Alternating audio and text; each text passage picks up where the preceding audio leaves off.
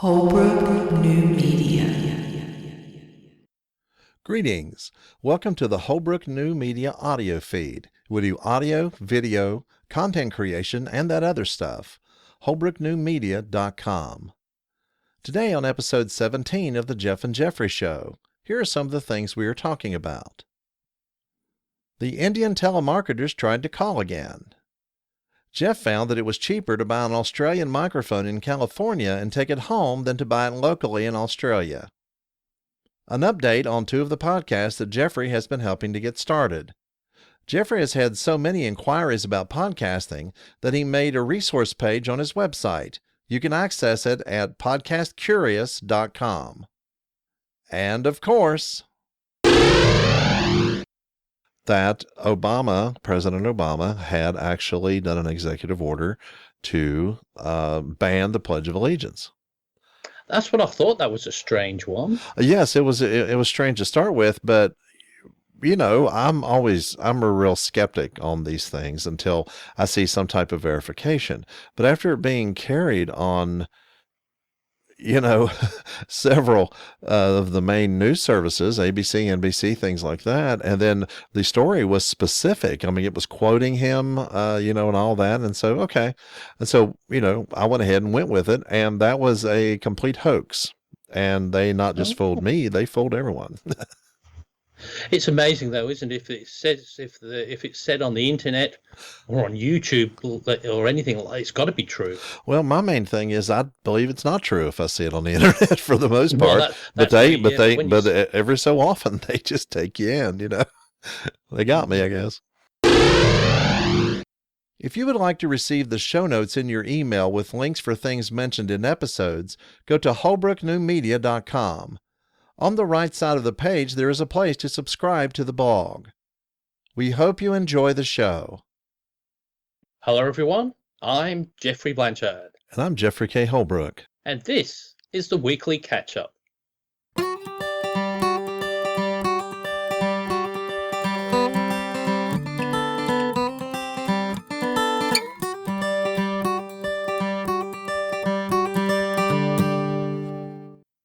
Well, I think we're getting very sophisticated now, aren't we?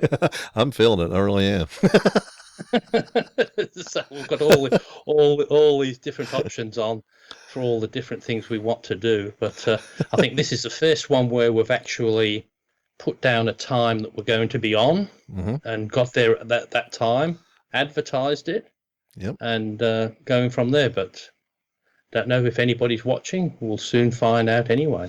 Yeah, I think once we let it be known that that's what's happening all the time, that eventually someone will show up whenever they get up in the morning before they start getting ready for work or something like that. I think. Yeah, I think that will be the case as well, is because it's one of those sort of awkward times. It's later at night here and then very early in the morning where you are, isn't it? Yeah, yes, it is. Yes, it is. Like I say, on the East Coast, it's early in the morning. So it's like 3 a.m. over on the West Coast. So, a few people right now would be up getting ready for work. But as far as like actually anything fancy, I don't think that's going to happen. And did you see we got in our little test we did on Sunday night, if anybody was looking at that, Eileen commented on that. Oh, okay. I watched it, but on TV, but I had not gone back to see if anyone said anything on it. Yeah, so Eileen did a comment on there, says, "Oh, I've caught up with you guys." Yeah, after she was on episode 11, and like you say, I guess she still hasn't heard the promo yet, but she'll hear it. Let's see, episode 77 just came out, so episode 80 is when that promo is coming out, and they come out every 2 weeks, so it'll be about a month and a half or so, then she'll hear that on the feed, because I know she listens to the feed for Libsyn, so I think she'll be hearing that really, really quickly. There was something that happened last week that we talked about last week that wasn't actually factual. What was that? There'll be a correction. All the major news services, ABC, NBC, and all that, carried the story that President Obama had actually done an executive order to ban the Pledge of Allegiance.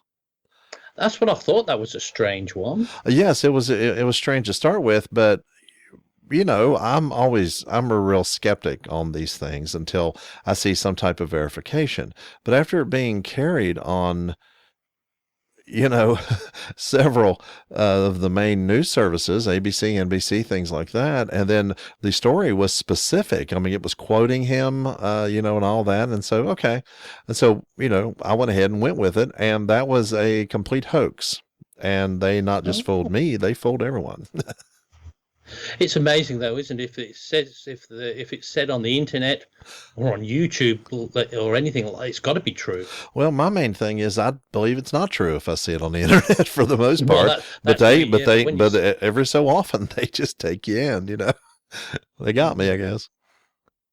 Well, it's just strange how you said we can just believe anything we're sort of fed at the moment. So I'm seeing you being a bit jittery today. So I don't know whether it's your stream on there. Mine seems to be okay. Yes, yours is looking really good to me, but on your system, I'm bouncing around all over the place, and the live stream looks the same way. Is my audio fine? Yep, your audio is fine, but it's just sort of looked like a lot of still pictures put together. Also, you're doing rap dancing now, but looking very slow. Yeah, as long as the audio is fine. If they don't mind me, doing some interesting movements, then it'll be fine. Right. Then.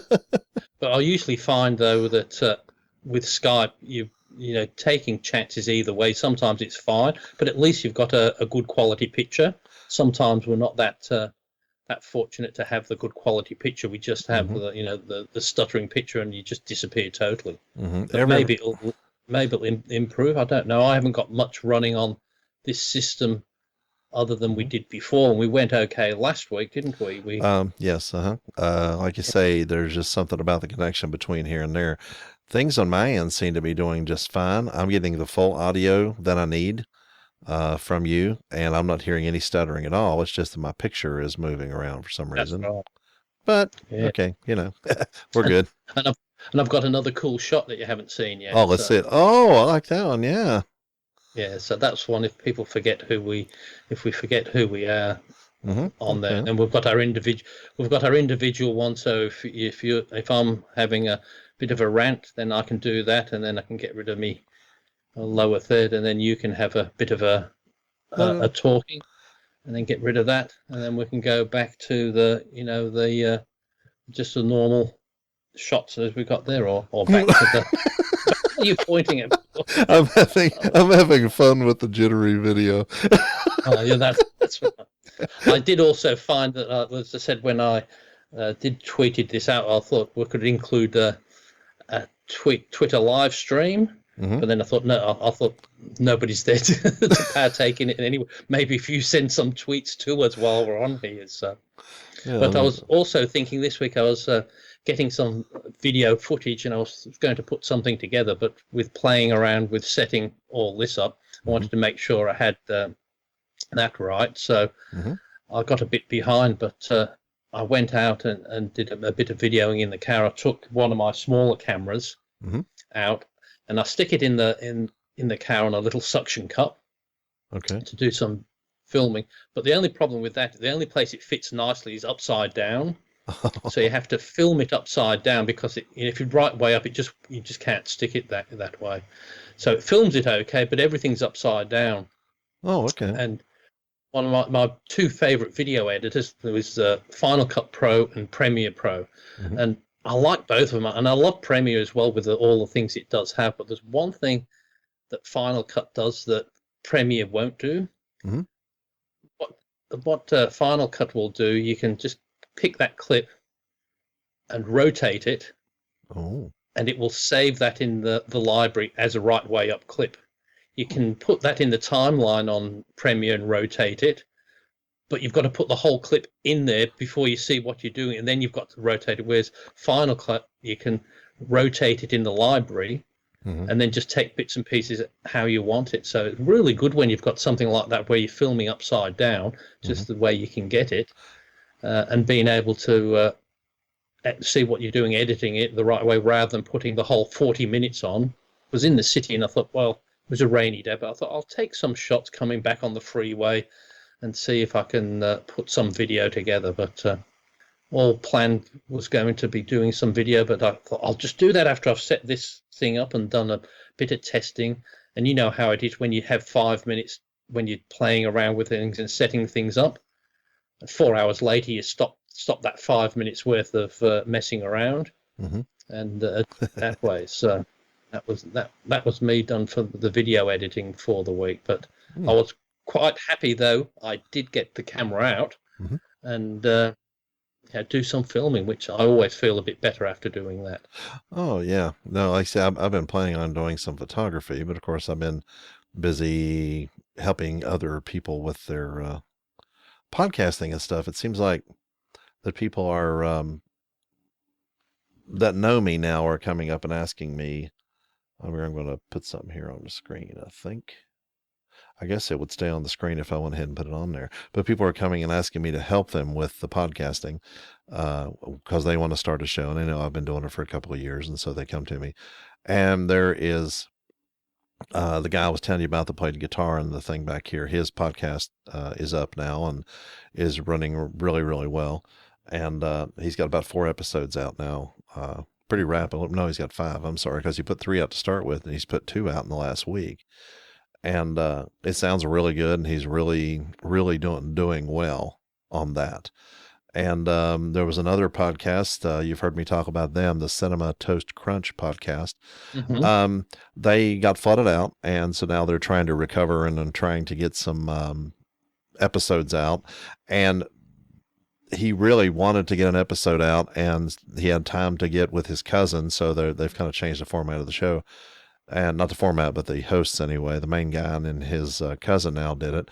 And they just opened the laptop and started talking into it and did the show.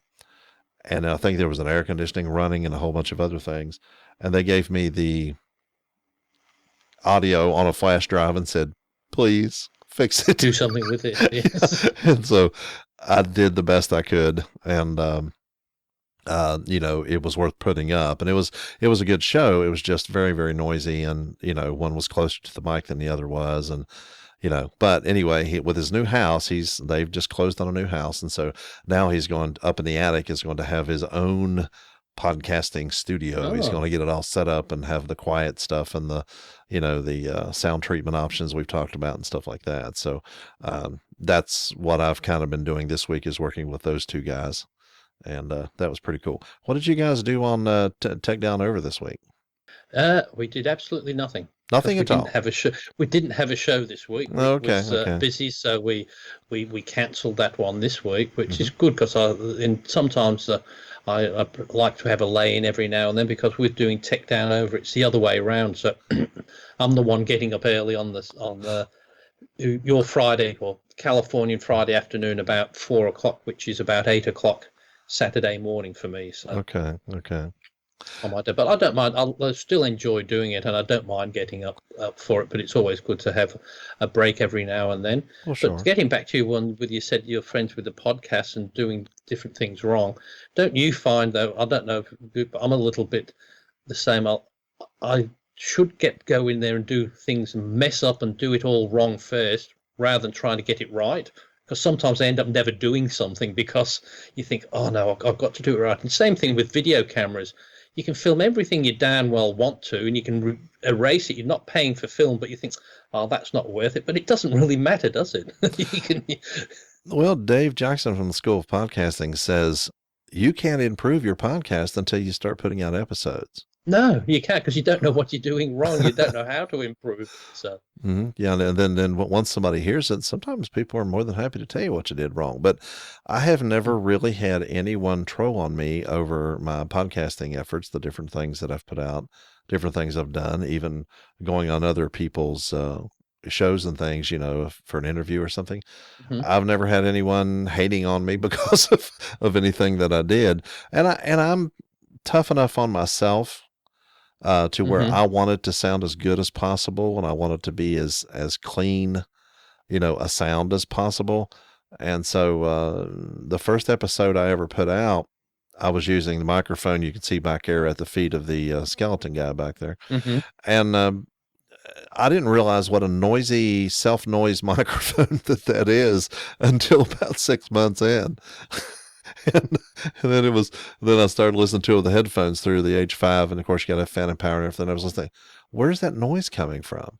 And finally, I had another microphone to use in lieu of that one, and then it was so quiet, and I did not realize how much noise that I was having to try to remove from the recording that then will distort your voice if you have a lot of it. But I didn't know, and I did my best, and nobody ever complained about the early episodes. So there you are.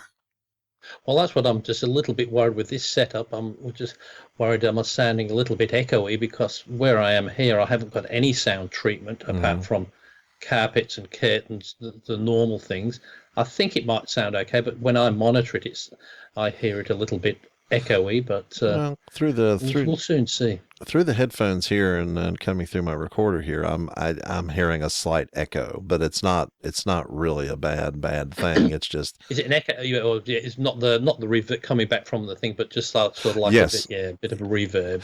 Yes, I just got done editing and finishing up the show that we did last week, and like you said, there was a bit of a repeat echo, but it was really low, but it was just a little in the background, but it wasn't distracting so much on what was going on. I hear absolutely no echo at all except for room reverb, just a little bit.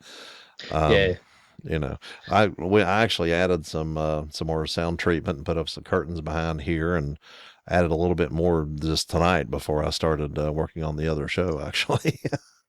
But the thing is, I could probably do with the get the sound better by having the microphone up there, but I don't like to have it in the way. Right. I like to have it out the way, and so I'm trying to see if that works better out the way. If not, I'll try next week with a headset and see how that goes. That's fine. Like you say, we can just try different things, but I mean, it's fine. It's working. It's working well. And that is a big old microphone to have in front of your face. That's the reason why. The reason why I have mine coming in from the side is that way you can still. You're going to see the mic. Of course, podcasters always have to show their mic. Anyway, it comes in from the side, so you can still see my face.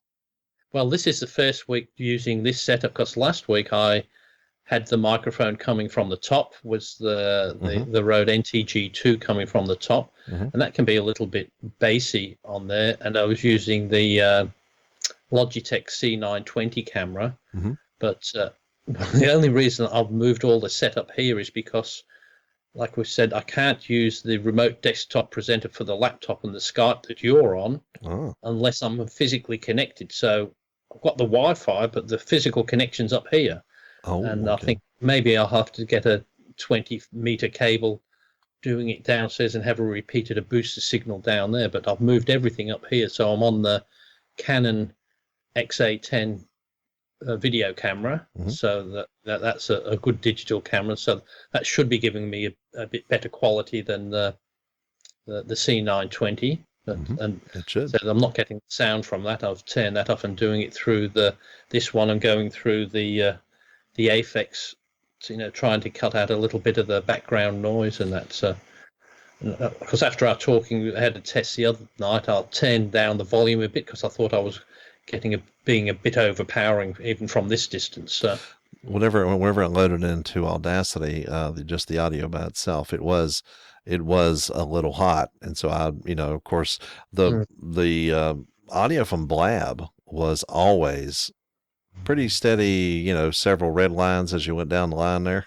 I mean, there were red lines quite a few when we would laugh or something like that, because they had it right at the edge. And so, if somebody go, ha, then it would actually peak and red line and stuff. So the first thing I had to do with the Blab audio was to bring it down, several dB there just to get it down in a good workable range, and then from there I could start editing out for the podcast. This here was not as bad as the Blab audio. It was a few red lines here and there, but not a lot.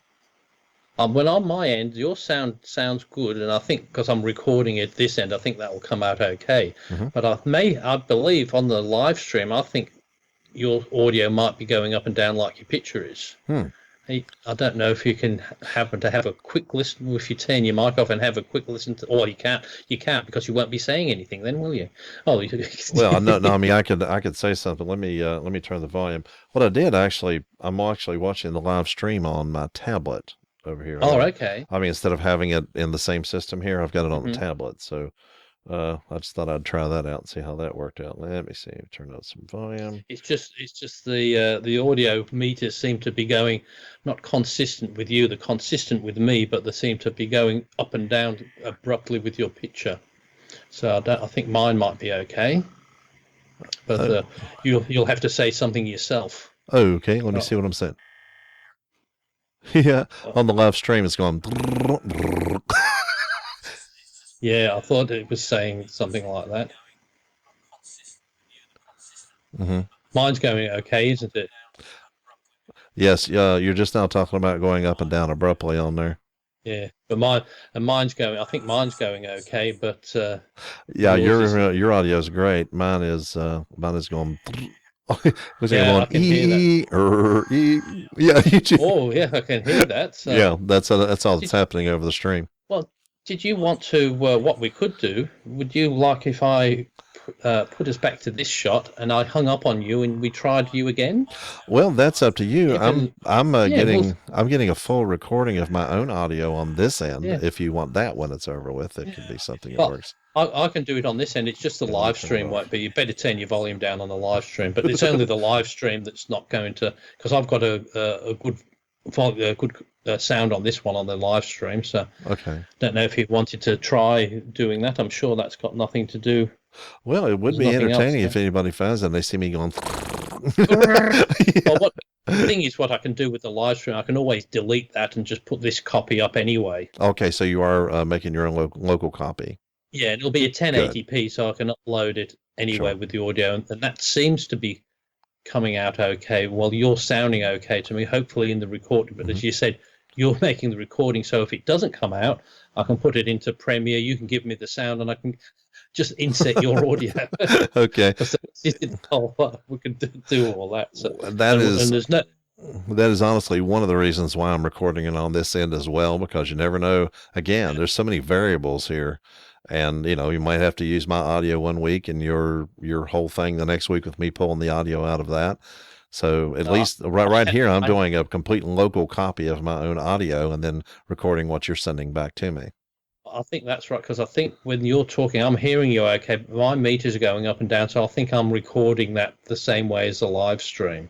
Okay. I think so. What I might do, why don't I hang up on you and you just try again? I'll stay live. Okay. And we'll just do that again. So let's see if I hang up on you. Okay. Back on and see if it comes back on better. Here we are. Nope. I'm looking jerky still. Yeah, you're still looking jerky. It's just whether the sound's coming through okay.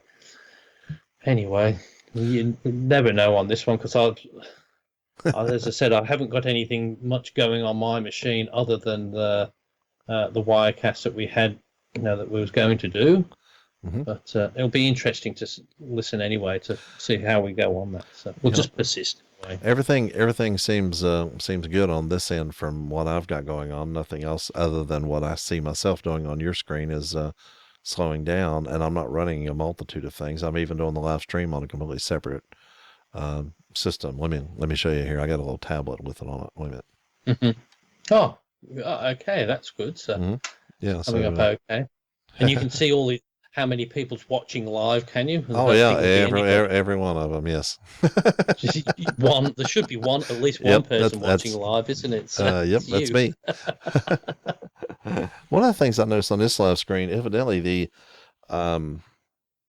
the chat stuff where you type in on the chat. Oh, there goes that phone again. There goes those. The Indian telemarketers again.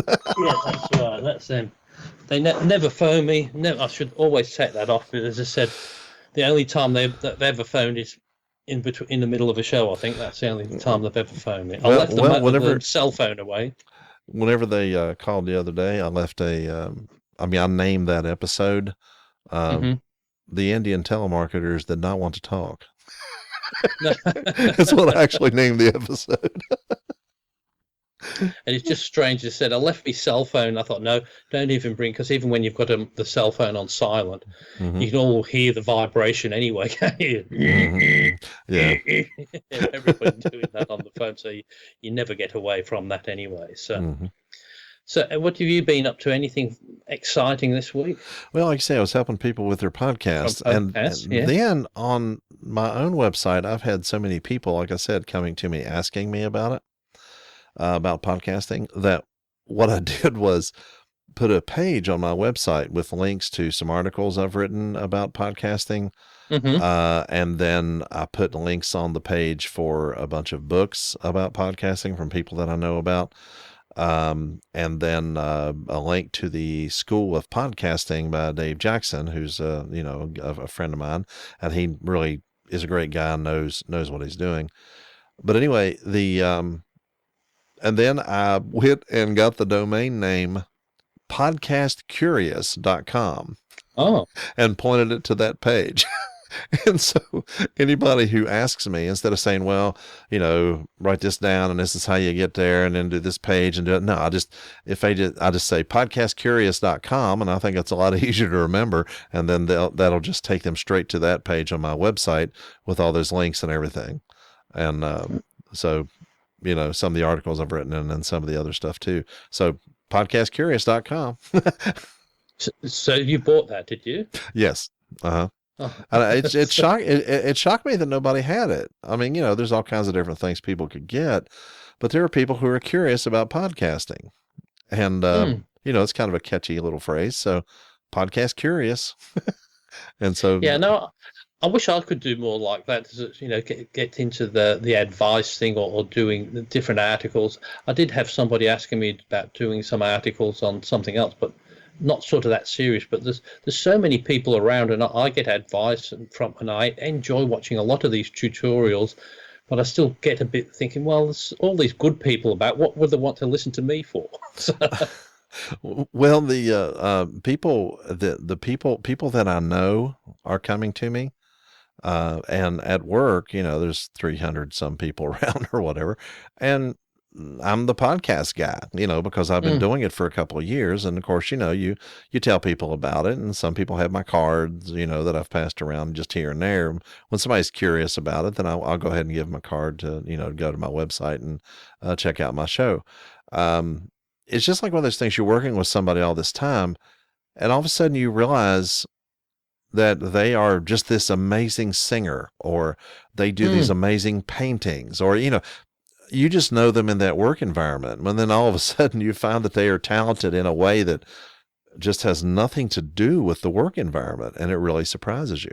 And so people find out that they're podcasting, you're podcasting, and they say, usually what they say is, yeah, you've got the voice for it. But I mean, I had a guy at Walmart do me that way. They'd ask him where something was at. And I said, yeah, I was looking at this, to do for my podcast. And you say that, so I hope they'll say, hey, what's your podcast? And you can give them an address, and then they can go there. So, you just kind of throw it out there every now and then. He goes, yeah, I thought it was either radio or podcasting. Okay. Well, you've got fries around your area, haven't you? Got what? Fries. No, that's a place, electrical store. Fries. No, we don't have fries. No, it's a California one. No, it's a California one, but it's sort of like a, just like the electrical place. And I went in one in California, and I was saying, where could you point me towards your microphones? The lady who answered, what's a microphone? So we're talking electrical, not electronic. Yeah, but she said, but the only way, she said, oh, I get what you mean. Like those podcasting things where they have the headset and the microphone. And so, and I was just really, really shocked that they didn't know. But I'd say it's a sign of the times, though, isn't it? They know what they are, but if it's got to be related to something that they're interested in, podcasting or something like that on the internet. Oh yes, if like those headset for games and that have the microphone. That's what it is. So when you're just asking for a freestanding microphone, no, I didn't have much luck with that. So, but it's quite funny though. Is one of my microphones has said the that Rode, the NT1A.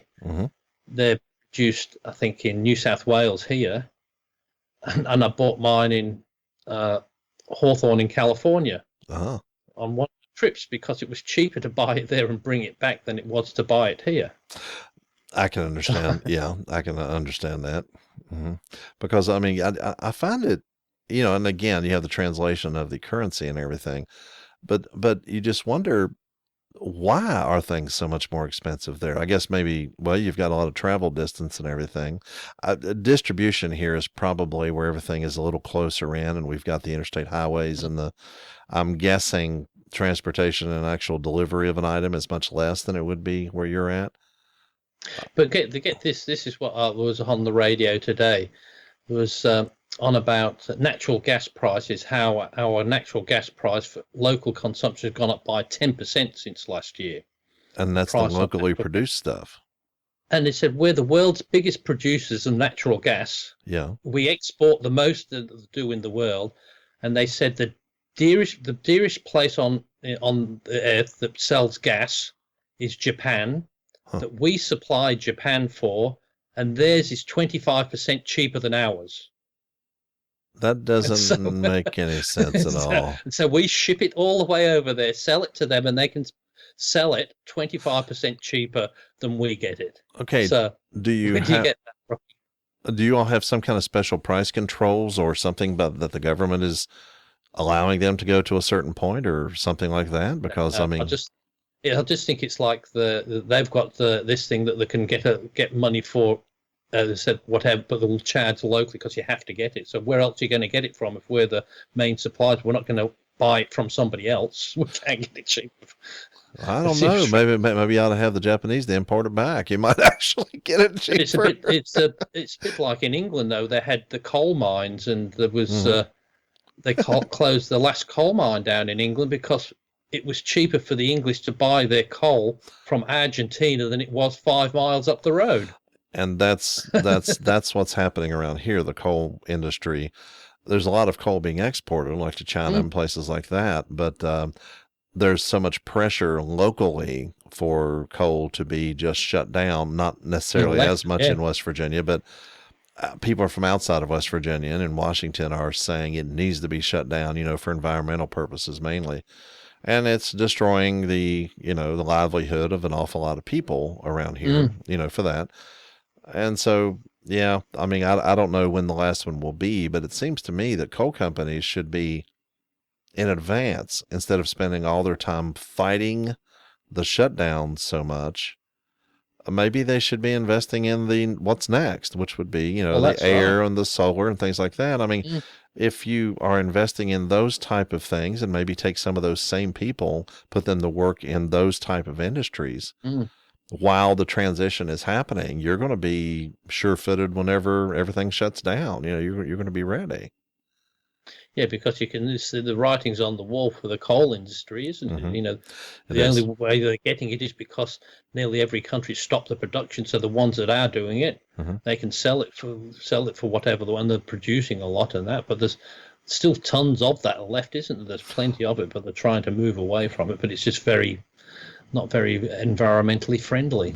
Right. It's there's different, and it depends on where you can get your coal from. One of the things that has hurt us more than even the environmental movement, I think, out in Wyoming, they have coal that is about 3 or 4 feet below the ground, and they finally found some coal. Our coal had a real good grade to it. It was a very superior coal. But they found coal that is very similar to ours, but it's only about 3 or 4 or 5 feet below ground out in Wyoming, out west. And all they have to do is take a bulldozer, push it off, dig the coal up, and send it away. It costs half probably to produce what ours does underground. Yeah, because because it's all that. It's very dangerous as well, and you're digging and they have all these mine collapses and that. With it's just under the ground. It's just a few feet there, and just take it away. Just with a bulldozer, uncover it, dig it up. Send it down the road. Isn't Wyoming the close encounters state? Is that Wyoming? Oh, no, you were thinking about New Mexico. That's the one that was that one? Area 51 and all that. No, did you see Close Encounters? Close Encounters of the Third Kind. Yeah. Wasn't that Wyoming? I wasn't aware what state that was in. I've seen that once. It's been a long time ago, but I don't remember what state it happened in. Yeah, I think that was Wyoming, and that's Mm. I don't know what that has to do with coal and that we're talking about anyway. So, Mm-hmm. but we've got onto a good subject. We've already covered some politics that we discovered lies being told Mm-hmm. about, you know, Pledge of Allegiance. But I just thought that was strange. I thought, isn't that sort of, as American as apple pie, sort of the Pledge of Allegiance, and saying that is, Well, yeah, there's a lot of people who are more conservative that are always ready to believe that a liberal is shutting down all of our institutions and all of our, national pride and all of that. I mean, that's what you're going to find the, conservative talk people saying, mm, the extreme things that they can find. But this here, like you say, I am a cynic when it comes to things I hear on the internet. I don't generally automatically don't no, believe, and then it needs to be proven to me before I believe it. Because it's coming from the internet, it's considered the source. Well, I verified 2 or 3 separate sources that I trusted, various news agencies that, mhm. and you're getting the same story circulating around, direct quotes from the president and all this. And it turns out it was a hoax. I found out, as a matter of fact, I have a friend at work who he is an artist, kind of a bohemian guy, a very, very super liberal, almost socialist kind of a guy, but he's probably one of my best friends at work, and I'm a very conservative guy.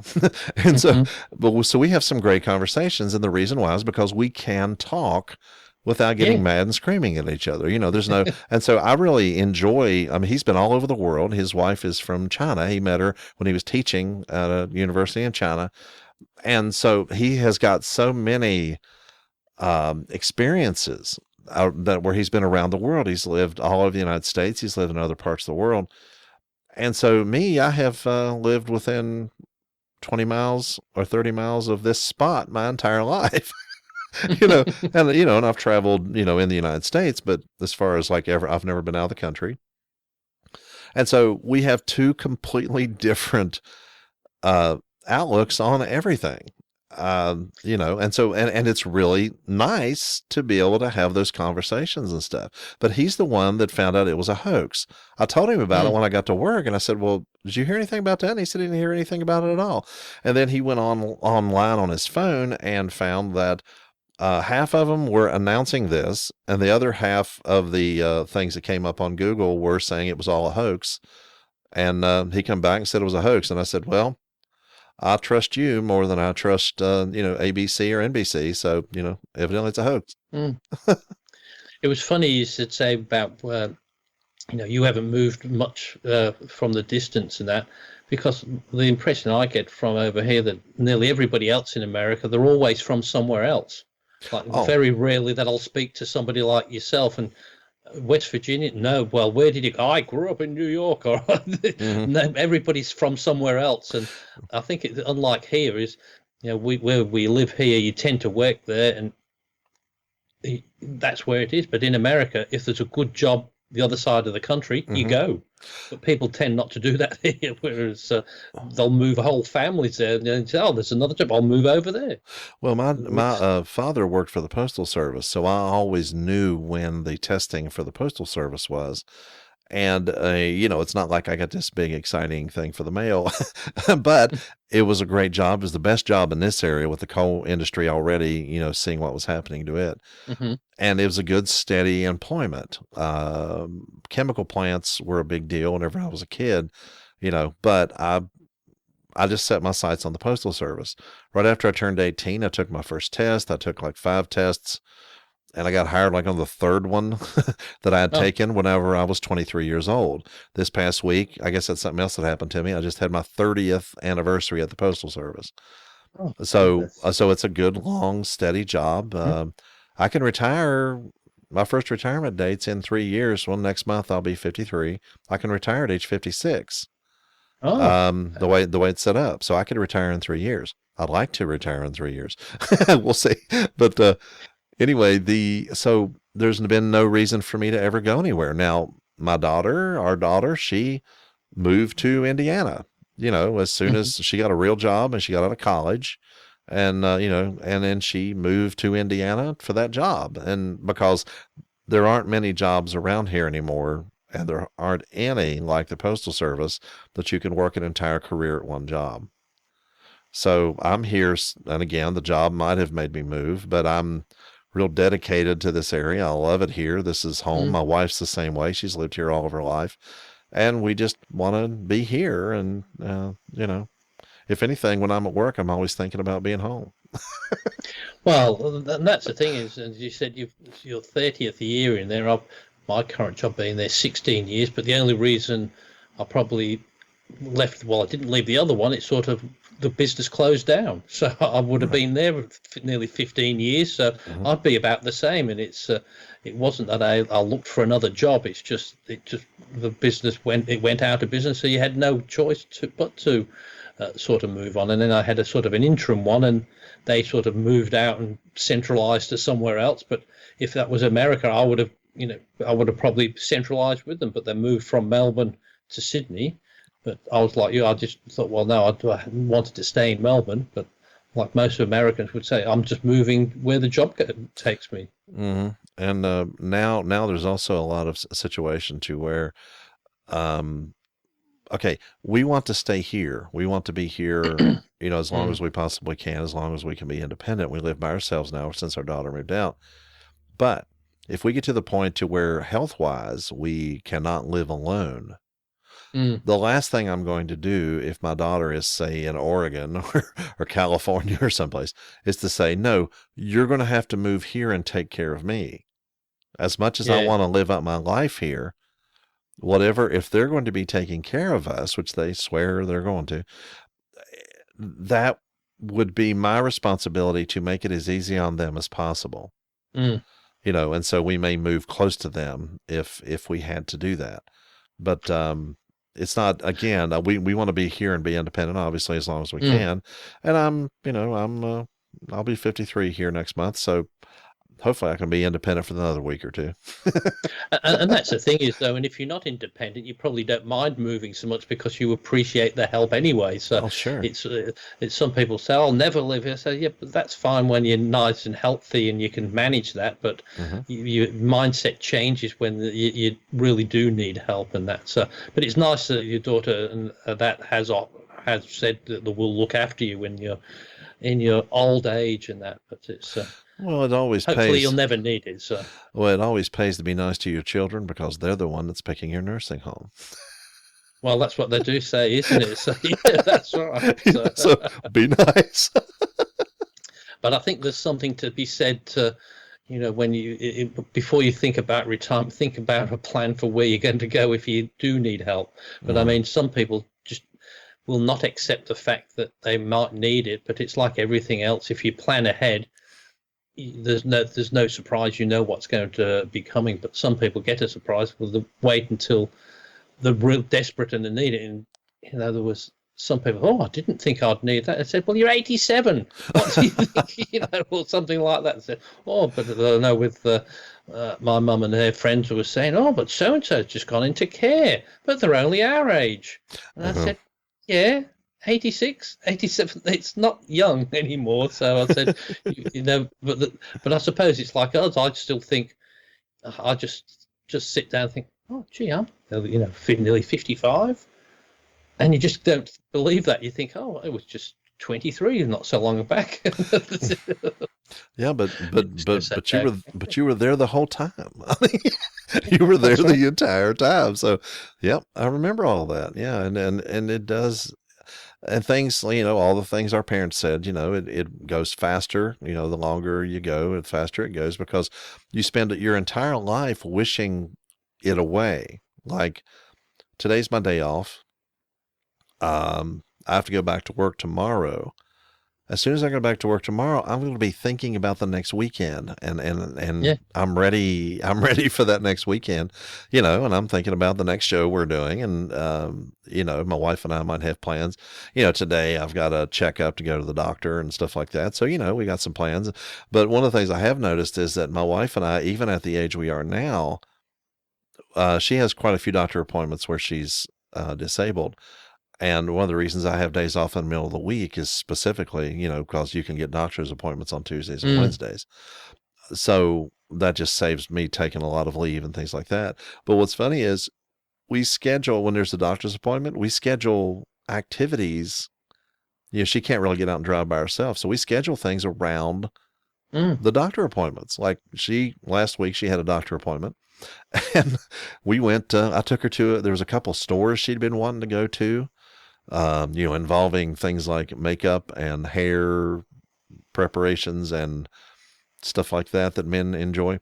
And so, we went out and had I see you get a lot of use out of your hair products. Yes. Oh, totally. Well, I did at one point, but it just kind of, went away. So, but exactly. But but what's funny is this is stuff that she can't really go and do by herself. So we went out and we looked at toes, and I'm holding things and carrying things around, and we went and got some nice dinner and do some things. But we scheduled all of that around a doctor's appointment, and that's just what you do. You just the thing is, if you don't do that, and you just have a doctor's appointment or anything like that, I find if you don't plan around those sort of things, you end up using the whole day just to do the doctor's appointment. You think, well, I've managed to go to work, come home, do this, do that, and all I've done today is gone to the doctor's appointment. And it doesn't take too long when you say, oh, we've got plenty of time, have another cup of tea or coffee.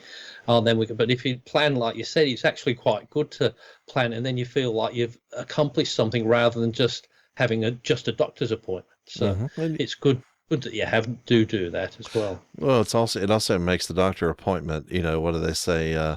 A spoonful of sugar makes the medicine go down. Julie Andrews, isn't it?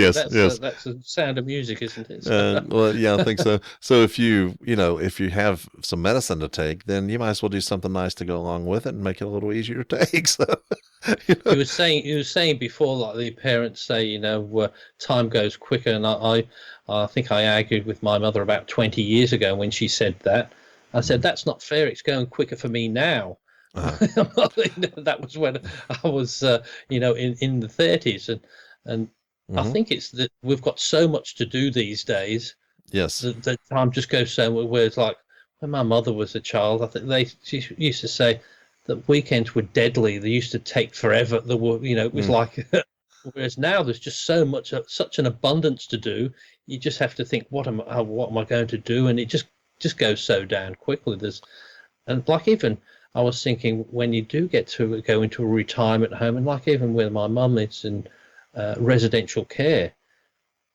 10, 15 years ago, that's all you could do was sort of sit there or watch TV. But now with the internet, they all have Wi-Fi in them. So if you go into there with just a little bit of knowledge with computers, so you can get on the internet. And let's face it, I think my mother's about the only person in Australia who can't handle an iPad, but we won't go there. So we've left that. But as I said, you've got all these things where you can still do a lot of things and be very entertained without being very mobile these days. Whereas, if you old 40 years ago, there was not a lot you could do. What was there, sir? Well, even if nobody took you out. 23, 24 years ago, whenever my father-in-law passed away. Well, before that, he was an invalid for, a couple of years or so before that. And it was kind of a slow thing. But about 6 months or so, or before he passed away, they got cable up, it was out in the country, and they got cable, and there was like 15 channels. And that was just the most amazing thing. There was no internet that he could access, and he wouldn't have understood it anyway. I was a computer guy. I'd been doing some, programming, and I was helping other people. And the basic concept of a computer in that area was, I will get a computer and my kids will be smart. But they had no idea what you use a computer for until they would say, Geoff, we're having an event at the church. And I said, okay, I'll make you a flyer for that if you guys can get copies. And then I would get up there and I would lay out a flyer and give them a flyer. And, oh, that is so cool. You did that on your computers? Yeah. And, and people slowly learned what a computer could do. I ran a computer bulletin board system, and this was just for geeks, though. Girls were not interested in it at all. I had a couple girls on there, but it was just guys. But once they put the tech out of the way, and you could just get on there and chat, and that was with AOL, then all of a sudden the women just flooded the space because you could just get on there and talk, and you didn't have to be technical or, all that stuff. And they didn't really care to learn it, but you give them a tool they can use, easily, and they just jump on there and start doing it. And so it's just a completely different thing nowadays, and things have developed so quickly. And that's the thing. When I first got into this, you used to get the computer and write programs to do these little games and do these accounting packages. You used to write things. And then, like now, you get them things 1,000 times better than I could ever probably write for free. So there's no point. They said, so why don't you do it anymore? I said, well, there's these kids who can just tap out this thousands of lines of code without thinking about it. They're just born into it. They're just amazing at how they can do that, and they can make it do everything. So what's the point? It's there's so much around there. So, but you're getting back to the early days. Do you remember when Microsoft released Encarta on a CD-ROM? Yes. I thought that was the most fantastic thing, because that was just pre-internet, wasn't it? Because we just didn't quite have internet yet. So yeah, but search was a big deal. I mean, you would have search on your own computer, and it was all on, like you say, on a CD and everything, and just being able to search. I mean, even if it took 5 minutes to find it because you had a slow drive or whatever, that was still so cool. And I think it was. I always remember because it was when Windows 95 was launched. Mm-hmm. I have in a Windows in 1998. I have a Windows 95 computer in my barn. Oh, okay. I I had a few of them, and one day I just threw them all out in the rubbish. Mm-hmm. And I thought they might have been worth something these days, but I thought it was just I had a load of them, all these ones that I thought no. I never plug them in. It's just rubbish, and I've got plenty of door stops around here, so I didn't need any. But I had even I don't know if you had, it was a Sinclair. Timex Sinclair. And it was a 1K machine. Yes. Total, that was it, 1K. Okay, down in the barn, and this was not mine, this was the previous owner, there was a box down in the barn, and it actually has a Texas Instruments TI-99-1A. Oh, okay, yes, I remember them, yeah. Yeah, it was one of those. I do have an operational Commodore 64, I still do. Oh, I threw that. I had a Commodore 64 and what they call the VIC 120, I think it was. The VIC 20. And it was VIC 20 and the Commodore 120, then the Commodore 64, then the Commodore 120, I think it was. The 128. Yes. Yeah. Yeah, what they were doing, they were bouncing, but they had the VIC 20, I think, had 4K in it. And then the 64, of course, had 64. The 128 had 128. But yeah, it was. Now I remember on the 64, I remember us writing programs and using compressors or compactors to get more code in there because we were running out of space. and then of course, there were some native subroutines that were in the computer that you could access, and it could do stuff for you, so you wouldn't have to actually code that part. And so you could use a machine language subroutine that was built into the system. And so, I mean, we were still using those compactors and things like that, trying to get everything to fit.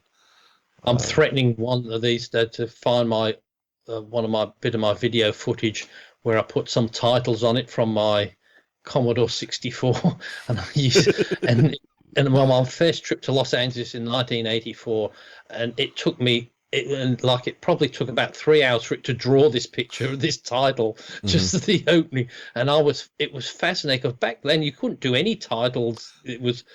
You'd have to have hundreds of thousands of dollars to get titles on to video, and nobody could do it. So I'd figured out with the Commodore 64, they never had proper monitors. You had to plug them into the back of a TV. Well, so I outputted my video signal from the Commodore 64 into the back of the video recorder and recorded it. So okay. Well, I took mine, and this was in the 90s, believe it or not. I dusted the thing off, and there was some old 8mm footage of family reunions, and things like that, that my aunt asked me to jump into, and to, cause her husband had died, my uncle, who the guy that ran around with the camera all the time and shine the lights in everybody's eyes, and so she wanted to save those, and at that point they need to be transferred to VHS tape. And so my brother had one of these, things that you could actually do the transfer. You shine it into it, and then you video off of it with a video camera. And so I was transferring all of her 8mm stuff. There's just tons of it. And so I was trying to figure, well, how am I going to be able to tell them, because it was written on each reel what year this was. How am I going to tell them on the video how to do that? And so I thought, well, it's a regular video output off the Commodore 64. So I had a calendar program that I had written, and what it would do, you could type in a date, and it had an algorithm in there that would, calculate and put the calendar for that month on the screen.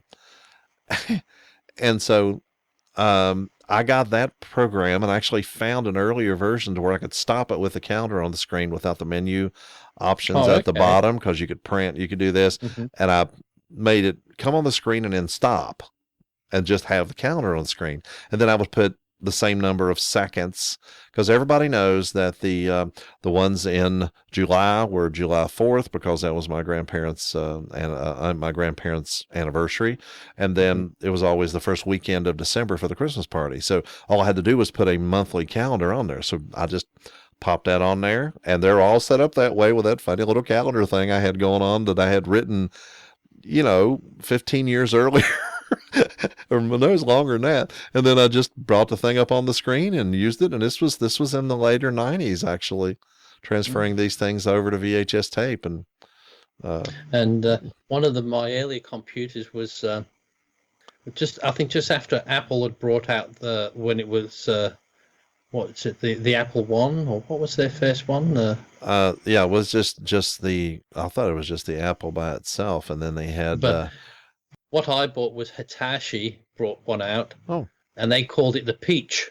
Okay. It was a Hitachi Peach. It had 5.25-inch floppies, but that was their sort of, I think, rebellion to Apple. So they brought out the Peach. The Peach. The Peach. Well, I wonder who won that battle.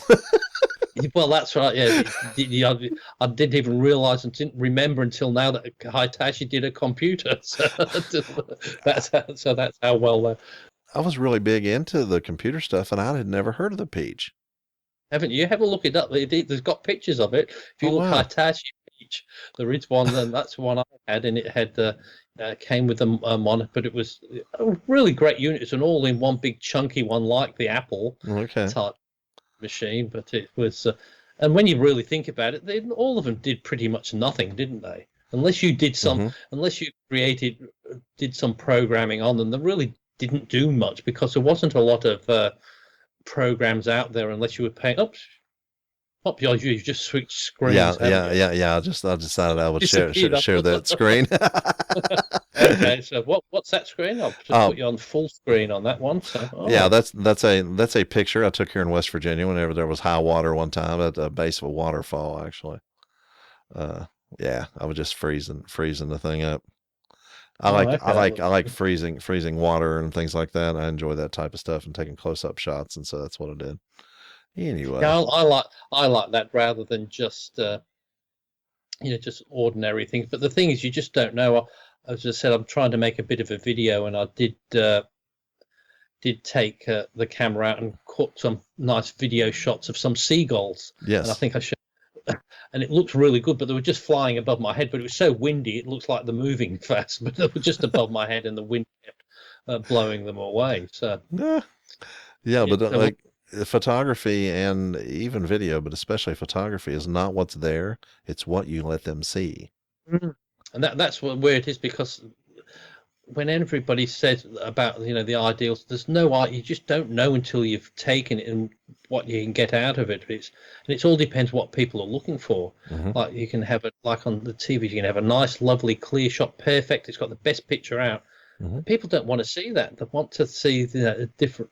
It's too strong. It's too realistic. They've got life. They want something a bit different. So That's anyway, true. that's what keeps creativity going, because there's so many different variations of it, isn't there? And we're all different. If we weren't, it would be very, very, very, very boring life anyway. So, well, I see the clock's getting on the wall nearly to the end of the hour of the new weekly catch-up, but I don't think it's been very successful for the live streaming because I think your sound's cutting out. So I'm glad you've recorded the audio, because you can send it to me and I can sync it with this. And then so I'll be able to get your audio out of it, you see. So because you did it straight from the beginning when I said recording, it doesn't matter. I can find a point to. I actually did it before you even started. So there's some preliminary stuff at the beginning. Doesn't matter. So and now I've got on the screen. So for anybody watching, as I said, we're going to be live streaming now every Wednesday. So it's 6 a.m. Eastern Daylight Time. That's what they call it for yours in the US. And it's 8 p.m. AEST, which is Australian Eastern Standard Time. Because we're in winter, you're in the Eastern Daylight Time. Is that what it is? Eastern Daylight Time, and we're in Australian Eastern Standard Time. So that's getting nearly to the end of our first show in this. So thanks again, Geoff. Oh, it was my pleasure. Should catch up next week. So everybody watching, please subscribe and please leave some notes and tell us how horrible we are. At least we know somebody's watching. But if this sounds too horrible, well, the live stream will put up a nicer copy. Or if it sounds too horrible, nobody will see this version of it. Yeah, but if you if you're listening to the podcast and you want to see what we look like, you need to come over and either go to Geoff Blanchard's his YouTube channel, or whenever you come over to my website, holbrooknewmedia.com, and look for this particular episode, you'll see that I have embedded the video, and you can watch the same video anyway, and you can see what we look like. Yes, okay. Okay, bye for now. See you next week. Thank you so much for listening. Links for a free subscription, feedback, and everything else we do is at holbrooknewmedia.com. You can find all things Geoff Blanchard at geoffblanchard.com.